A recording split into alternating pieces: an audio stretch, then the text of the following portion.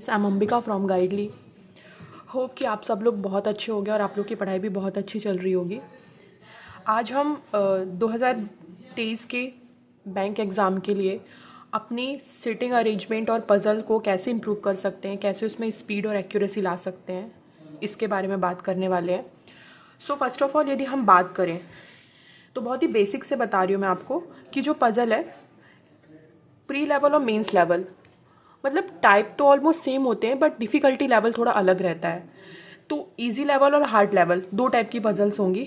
तो easy level तो हम नॉर्मली अपने प्री के मॉक से कर लेंगे प्रैक्टिस, जो भी आप मॉक देते होगे प्री का उससे प्रैक्टिस हो जाएगी इजी लेवल की। लेकिन हार्ड लेवल जो पजल होती है ना, उसके लिए आप सिर्फ मॉक पे डिपेंड नहीं हो सकते, क्योंकि मॉक में क्या होता है आप एक दिन में एक मॉक पूरा ख़त्म कर नहीं सकते मीन्स लेवल का। तो उसको भी आपको अपने डे वाइज शेड्यूल में बांटना होगा कि आप 2 या 3 दिन में मॉक कंप्लीट करोगे। या तो आप बुक से कर सकते हो, या तो आप यदि आपके पास में गाइडली का बंडल है जो अभी 2023 का प्राइम पीडीएफ बंडल है, यदि आपके पास वो है तो वो आपके लिए बहुत सही रहेगा, क्योंकि उसमें डेली के आपके टारगेट के हिसाब से ना उसमें पजल्स आती हैं जो डेली के हिसाब से ड्यूएबल भी रहती है। ऐसा नहीं कि बहुत ज़्यादा ही पजल है, 4-5 पजल्स है मीन्स लेवल की, तो ये थोड़ा डेली वाइज कंप्लीट करने में डिफ़िकल्ट टास्क है। बट हाँ, 2 पजल हम मीन्स लेवल कर सकते हैं। तो बंडल में हर एक सेक्शन की ना सेक्शन, मतलब रीजनिंग का जैसे सेक्शन दिया हुआ है तो उसमें आप लोगों को उसमें पजल का भी सेक्शन है जिसमें 1 या 2 पजल्स रहेंगे मीन्स लेवल की। स्पेशल मेंस बूस्टर में आप देख लोगे या फिर आप मेंस लेवल एग्जाम वाइज में जाके देख लोगे, तो वो डेली के हिसाब से डुएबल रहती है, तो आप वो कर सकते हो। नेक्स्ट यदि हम बात करें सबसे पहले कि इम्पॉर्टेंट पॉइंट्स क्या है हम पजल को सॉल्व करने के, ठीक है ना। तो सबसे पहले यदि आप बहुत ही बिगनर हैं, ठीक है, तो आपको सबसे पहले कोई ना कोई वीडियो प्रेफर करना होगा, ठीक है। वीडियो में आप क्या करोगे, प्री और मेंस लेवल दोनों के ही वीडियो देखना आप। ऐसा नहीं कि सिर्फ प्री लेवल देख रहे हो या मेंस लेवल देख रहे हो, क्योंकि आपको ना थोड़े अपने कॉन्सेप्ट बिल्ड करने पड़ेंगे और वो एक टीचर ही करा सकता है आपको। मतलब आप खुद से सोचो कि आप बिना वीडियो देखे और बिना सीखे सिर्फ खुद से प्रैक्टिस पे उतर जाओगे तो वो थोड़ा सा मतलब डिफिकल्ट होगा आपके लिए। ऐसा नहीं आप कर नहीं पाओगे बट डिफिकल्ट होगा, ठीक है। तो आपको सबसे पहले वीडियो देखना है प्री और मेंस लेवल के, और जितने भी पजल के कॉन्सेप्ट होते हैं ना, जैसे कि क्या होता है यदि आपको पजल में लिखा हुआ 2 अबव, ठीक है ना, तो नॉर्मली गलतियां क्या होती है लोगों से कि वो 2 अबव का मतलब होता है 1 2 देन 3, ऐसा कर लेते हैं, ठीक है ना। लेकिन 2 अबव का मतलब होता है एक बॉक्स छोड़ के जस्ट उसका ऊपर वाला बॉक्स। तो ये सब जो कॉन्सेप्ट्स होते हैं ना, ये हमें वीडियो में टीचर के थ्रू पता चल जाते हैं, इसलिए आपको शुरू में वीडियो प्रेफर करने पड़ेंगे। और जो मोस्ट इंपॉर्टेंट बात जो है ना, पजल जो है ना वो हर एक सब्जेक्ट से थोड़ा अलग है। आप मैथ्स जो है वो टीचर से सीख के कर सकते हो, इंग्लिश भी आप नॉर्मली टीचर से सीखोगे, देन अपने रूल्स लगाओगे कर लोगे, लेकिन पजल जो है ना वो पूरा का पूरा आपका माइंड का गेम है, ठीक है। तो आपको अपना दिमाग वैसा करना पड़ेगा। 1-2 दिन करने से तो कभी नहीं होगी, बट हाँ धीरे धीरे प्रैक्टिस से और जैसे जैसे आपका माइंड डेवलप होगा ना, आपको पजल्स जो है ना वो बनेंगी भी और आपको इंटरेस्ट भी आएगा, ठीक है। तो सबसे पहले आप वीडियोस प्रेफर करना प्री और मेंस लेवल के कॉन्सेप्ट के लिए। आप चाहो तो अपना 15-20 दिन इन वीडियोस को दे सकते हो, इन वीडियो से प्रैक्टिस कर सकते हो, ठीक है। उसके बाद आपको आना है अपनी सेल्फ प्रैक्टिस पे। तो जब आप प्रैक्टिस करो ना, तो आपको सबसे पहले जैसे ही स्क्रीन ओपन हुई, ठीक है, चाहे वो प्री लेवल की पजल हो चाहे वो मेंस लेवल की पजल हो, जैसे ही स्क्रीन ओपन होती है ना, आप लोगों को सबसे पहले पजल को रीड करना है, बहुत अच्छे से रीड करना है। ऐसा नहीं कि जल्दी जल्दी पढ़े जा रहे हैं, बहुत अच्छे से रीड करना है, अंडरस्टैंडिंग के साथ करनी है, और साथ में आपको सारे के सारे की पॉइंट्स को ना अपनी शीट पे नोट डाउन करना है। प्री लेवल की पजल जो है ना वो स्क्रीन में देख के आप सॉल्व करो, ये थोड़ा पॉसिबल है, लेकिन मेंस लेवल की पजल जो होती है वो बहुत बड़ी होती है। और यदि आप ये सोचोगे कि आप स्क्रीन देख देख के पजल सॉल्व करोगे ना, तो ये बहुत ही मुश्किल काम है, क्योंकि बार बार स्क्रीन डीलिंग करना जो होता है ना, उससे क्या होता है हमारी लाइन्स इधर उधर होती हैं और हम कभी कभी कुछ गलत लाइन पढ़ लेते हैं हम, हाँ, और उसमें से या फिर हम कुछ ना कुछ मिस कर देते हैं, ठीक है। तो मेरा हमेशा एडवाइस रहता है आपको कि आप अच्छा प्रॉपर टाइम ले लो, क्योंकि वैसे भी टाइम क्या लेना, आप धीरे धीरे प्रैक्टिस करोगे ना तो आपका रीडिंग का टाइम वैसे भी कम होता जाएगा। तो आपको सबसे पहले उसको रीड करना है, उसका सारा का सारा की पॉइंट्स, छोटे से छोटा बड़े से बड़ा की पॉइंट अपनी कॉपी पे या शीट जो भी आपने लिया है, एक बड़ी सी शीट में सॉल्व किया करना पजल, और उसमें सारा का सारा की पॉइंट्स को नोट करना है।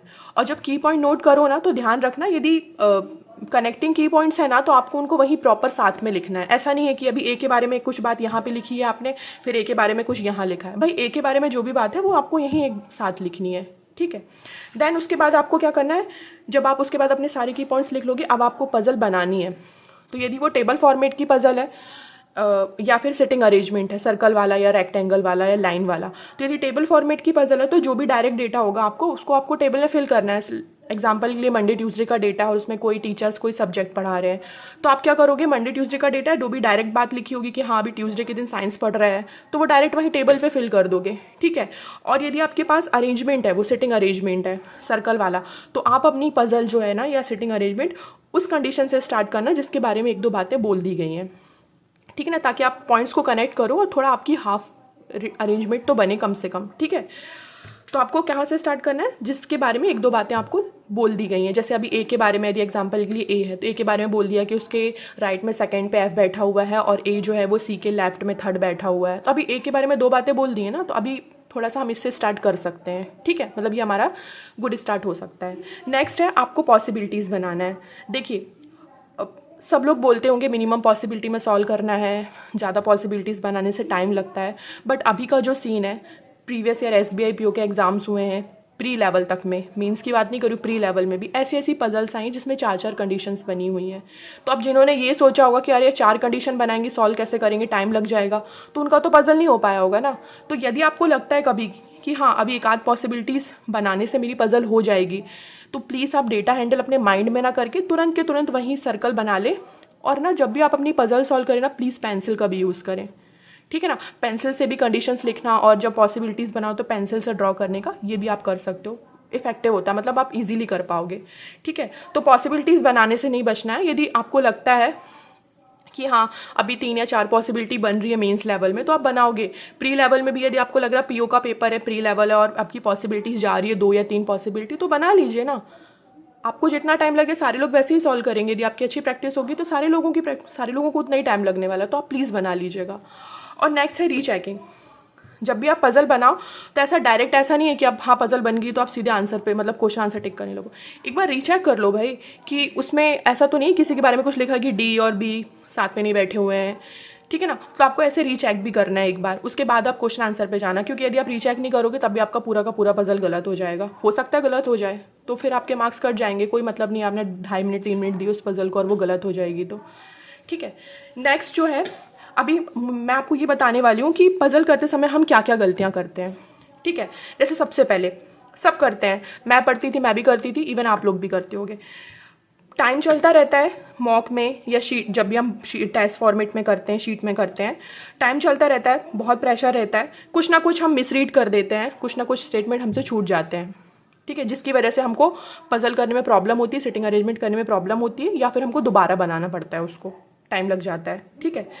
सेकेंड है, आपको जो भी फेवरेट आपके क्या होता है, कुछ स्टूडेंट्स क्या करते हैं, जो भी उनका फेवरेट रहता है ना टाइप ऑफ पजल, आप उन्हीं पे ही रुक जाते हैं, वो उनको वही करना रहता है। अभी किसी को मतलब टेबल फॉर्मेट वाली पजल्स पसंद है या फ्लोर फ्लैट वाली पजल पसंद है, तो अभी वो उसी पे स्ट्रिक हो जाते हैं। आपको ऐसा नहीं करना है भाई, आपको अलग अलग वैरायटी की पजल करनी, क्योंकि आप एग्जाम में जाने वाले हो, आपकी पसंद की पजल नहीं आएगी वहाँ पे एग्जामिनर को जो देना होगा वो आएगा, ठीक है। नेक्स्ट थर्ड पॉइंट ये है, लोग ये सोचते हैं कि मेंस लेवल की पजल आती है, बहुत बड़ी आती है, मैं तो उसको कभी सॉल्व नहीं करूंगा एग्जाम में, मैं तो मिसलेनियस पार्ट पे ध्यान दूंगा, तो अभी मैं प्रैक्टिस भी नहीं करूंगा, ठीक है ना। तो लोग क्या करते हैं कि प्रैक्टिस के टाइम पे भी गुड पजल्स को अवॉइड कर देते हैं, पर आपको ऐसा नहीं करना है। आपको अपनी डेली की टू डू लिस्ट में 2 मेंस लेवल पजल डालनी ही डालनी है। आप मॉक नहीं देते कोई दिक्कत नहीं है, प्रैक्टिस करते हो मेंस लेवल की, मॉक नहीं दे पाते हो, ठीक है, लेकिन आपको अपनी 2 मेंस लेवल पजल करनी है और 4 प्री लेवल पजल आपको अपनी टू डू लिस्ट में रखनी ही रखनी है, यदि आप मॉक नहीं देते हो तो, ठीक है। तो आपको 2 मेंस लेवल पजल हमेशा करनी ही है। आपको एग्जाम में आप अटेम्प्ट करो या ना करो, लेकिन आपको घर पे प्रैक्टिस करनी है, वो भी अलग अलग टाइप की, ठीक है, ऐसा नहीं कि एक ही टाइप की पजल्स कर रहे हो, ठीक है। अभी हम बात करें सोर्स की, तो प्री लेवल के लिए मैं सिर्फ और सिर्फ आपको मॉक ही सजेस्ट करूंगी, क्योंकि आप मॉक ही दीजिए, प्री लेवल में आपका मॉक से ही काम हो जाएगा। यदि आप डेली टाइम के साथ बैठकर मॉक देते हो ना, वो धीरे धीरे करके आपको खुद ही इंप्रूवमेंट दिखेगी, लेकिन उसके लिए आपको थोड़ा सा कंसिस्टेंसी फॉलो करनी पड़ेगी और थोड़ा सा पेशेंस भी रखना पड़ेगा, ठीक है। और नेक्स्ट मेंस लेवल पजल में तो मैंने ऊपर भी बताया था, आप मॉक से, बंडल से, बुक से, कहीं से भी कर सकते हो, लेकिन मॉक में आपको अपने डेली के टारगेट्स बनाने पड़ेंगे, बुक में भी आपको डेली के टारगेट्स बनाने पड़ेंगे, पर जो गाइडली का बंडल है ना, उसमें आपको कोई टारगेट नहीं बनाने हैं, वो टारगेट जो है वो गाइडली की तरफ से बने ही हुए हैं पहले से, कि आपको बस इतना करना है, आप बस इतना कर लो। आप सुबह उठ के पढ़ाई स्टार्ट करो, आपको कोई फिक्स नहीं करना है कि भाई ये मेरा आज का गोल है, आपका गोल फिक्स है वहाँ पे कि आपको डेली का PDF उठाना है एग्जाम वाइज में जाके या स्पेशल मीन्स बूस्टर में, और आपको उसको प्रैक्टिस करनी है। तो जैसे आप स्पेशल मेंस बूस्टर की प्रैक्टिस कर सकते हो, वहाँ पे आपको डेली 2 मेंस लेवल पजल मिलेगी वहाँ पे। कभी आपको पजल ना मिले, मिसलेनियस मिले, तो आप मिसलेनियस की प्रैक्टिस कर लेना। नेक्स्ट शीट में जाके फिर बंडल, नेक्स्ट शीट जाओगे ना तो नेक्स्ट डे वाले टारगेट में जाओगे तो आपको वहाँ पे पजल फिर मिल जाएगी। तो आप चाहो तो नेक्स्ट वाले टारगेट में जाके वहाँ से पजल कर सकते हो, जिस भी दिन आपको 2 पजल ना मिले शीट में तो, ठीक है। तो आप यहाँ से प्रैक्टिस कर सकते हो डेली मेंस लेवल की। आपको यहाँ पे अलग अलग क्वेश्चन नहीं मिलेंगे, मतलब वैरायटी ऑफ क्वेश्चंस भी हो जाएंगे कि आप डेली एक टाइप की पजल सॉल्व नहीं कर रहे हो, ठीक है। तो ये ओवरऑल जो था ये मैंने आपको पजल्स के लिए बताया। मेरी बस एक एडवाइस जो रहेगी बस वो यही रहेगी आप लोगों को कि आप लोग रीडिंग पे फोकस करो, क्योंकि यदि आपकी रीडिंग सही नहीं होगी ना तो आप पजल भी नहीं कर पाओगे और साथ में आपका इंग्लिश का पोर्शन का भी प्रॉब्लम रहेगा यदि आपका रीडिंग का प्रॉब्लम रहेगा तो। इसलिए मेरी एडवाइस है कि यदि आप रीडिंग अच्छी करना चाहते हो तो आप डेली अपनी टू डू लिस्ट में ना कोई आर्टिकल या कोई मैगजीन या नॉवल, आपको जो भी पसंद हो आप उसको रीडिंग में डाल लो बस, कि आपको डेली उसको रीडिंग करनी है। उससे क्या होगा, आपकी पजल की रीडिंग भी बढ़ेगी, क्योंकि जितनी अच्छी आपकी रीडिंग, जितनी जल्दी आपकी रीडिंग होगी ना, आप उतनी जल्दी पजल को सॉल्व कर लोगे। ओके, तो ये ऑल सब मैंने आपको बताया आज, पजल्स को कैसे सॉल्व करना है, कैसे आपको स्पीड और एक्यूरेसी मेंटेन करनी है। और स्पीड और एक्यूरेसी दोनों ही जो है ना वो आपकी कंसिस्टेंसी और आपका पेशेंस मांगती है। तो प्लीज़ 1-2 दिन करके या 1 हफ्ते करके अपने आप को जज मत करना कि मुझसे बन नहीं रहा है या गलत स्ट्रेटजी फॉलो कर रहे हो आप, ठीक है ना, क्योंकि आपको प्रॉपर उसको टाइम देना पड़ेगा, क्योंकि ये पजल है। आपका माइंड काम कितना करता है ना, तो वो दिमाग जो है ना वो धीरे धीरे इम्प्रूव होता है, ठीक है। तो आपको थोड़ा सा कंसिस्टेंसी और पेशेंस दिखाना पड़ेगा। बाकी आपका आगे का, आप जो भी चाहते हो कि मैं आगे किस टॉपिक पे वीडियो बनाऊँ, आप किस पे चाहते हो कि इम्प्रूवमेंट होना चाहिए, आपको किस में ज़रूरत है, ऐसा कोई टॉपिक जो आप चाहते हो जिस पे मैं वीडियो बनाऊँ आगे, तो आप प्लीज़ मुझे बताइए कमेंट बॉक्स पे। Thank you so much.